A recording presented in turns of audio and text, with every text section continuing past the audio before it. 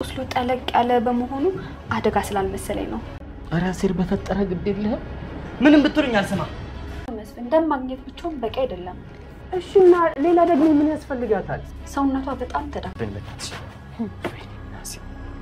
እንግዲህ አሴርም በስተመጨረሻም ለወይዘሮ ሜላት ደሙን ሰጥቷል ማለት ነው እንግዲህ ወይዘሮ ሜላት ስትፈልግ የነበረው ደም ነበር ወይም ያስፈልጋት ደም ነበር የሷ ተመሳሳይ ደም ደሞ እንደ አጋጣሚ ሆኖ አሴር የሷን ደም ስለሚመስል አሴር ለወይዘሮ ሜላት ደም መስጠት እንዳለበት ተነግሮታል ስለዚህ እንግዲህ አሴር ግን ለወይዘሮ ሜላት ደሜን አልሰጥም ብሎ ትንሽ ያነጫነጫቸውና ትንሽ ያንበጫበጫቸው ልክ ነው ወይስ ልክ አይደለም እስቲ ሐሳብ አስተያየታችሁን በኮሜንት ጻፉልኝ አሴር ከዚህ በፊት በአቶ ኖላዊ ላይ ወይዘሮ ሜላት ያደረገችው ነገር በማሰብ ምንድን ነበር ያደረገችው ወይዘሮ ሜላት ያደረገችው ነገርማ ያኔ አቶ ኖላዊ የቀረውን ገንዘብ መክፈል እንደማትችል አቋርጣው ነበር ስለዚህ ያን ጊዜ በሞትና በህይወት መካከል ሆኖ ሃና ያኔ ልቧ ተሰብሮ እንደዛ የነበረበት ታይምን በማስተዋወሱ ዛሬ የሰው ልጅ ነገ ምን እንደሚያጋጥመው አናቀም ስለዚህ ነገ ወይም ዛሬ ላይ ወይዘሮ ሜላት በአቶ ኖላዊ ቦታ ሆና ይሄም ችግር ደርሶባት እንዴት ነው የምትሆኑት ስለዚህ እኔም ያን ጊዜ አልሰጥም ብላ ነበር ያቋረጠችው ስለዚህ እኔም ደሜን አልሰጥም በማለት ምን እንደሚሰማቸውና ብድር በምድር መሆኑ ነው በማለት ሰላምም ደንግጣ መልሳለታለች ግን አሴር ያደረገው ነገር ከዚህ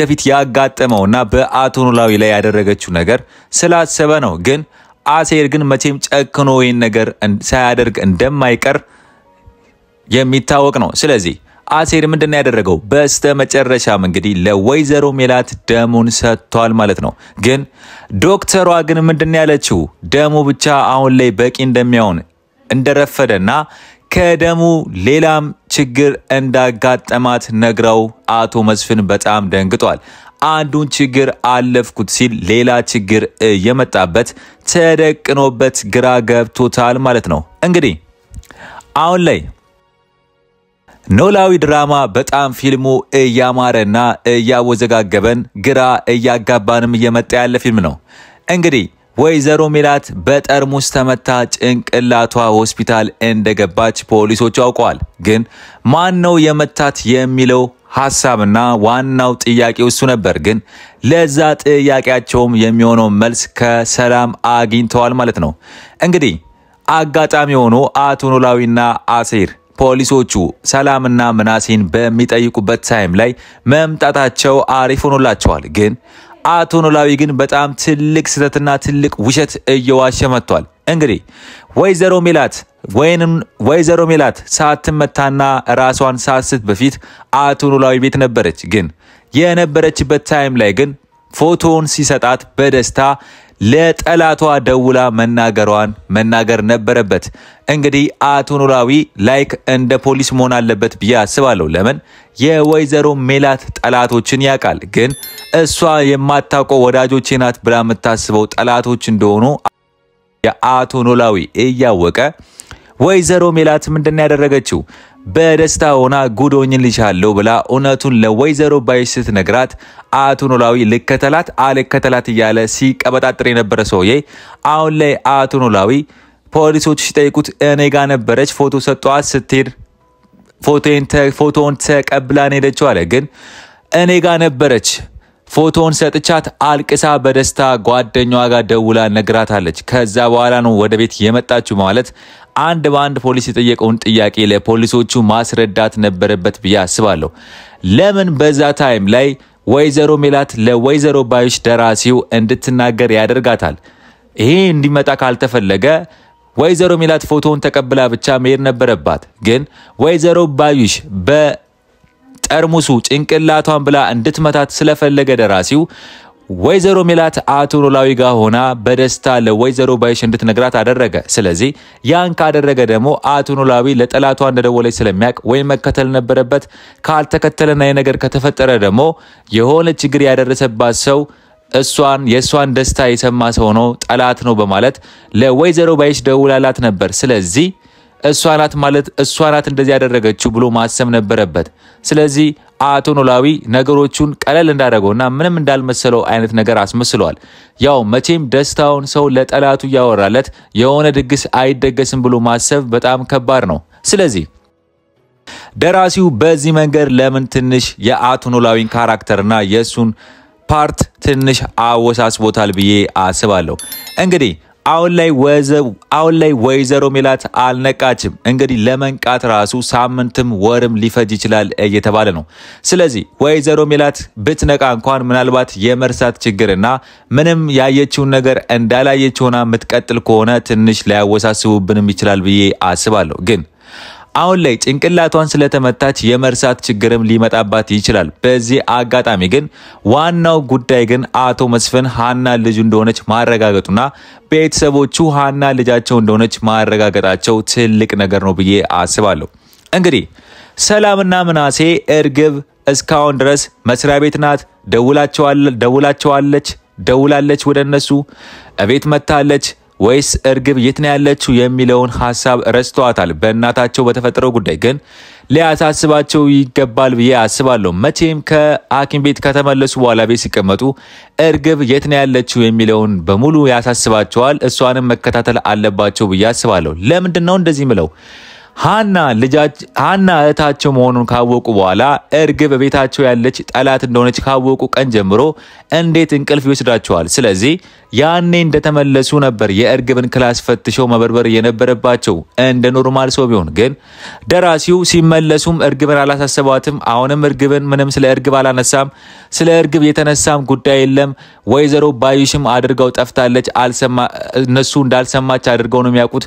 ግን ፊልሙን የሆነ ነገር ሲያስብና የሆነ ነገር ደራሲው ሲያደርግ የሆነ ነገር ያበለሻሸ እንደሚያስኬደው በፊልሙ ላይ ተመልክተናል ማለት ነው።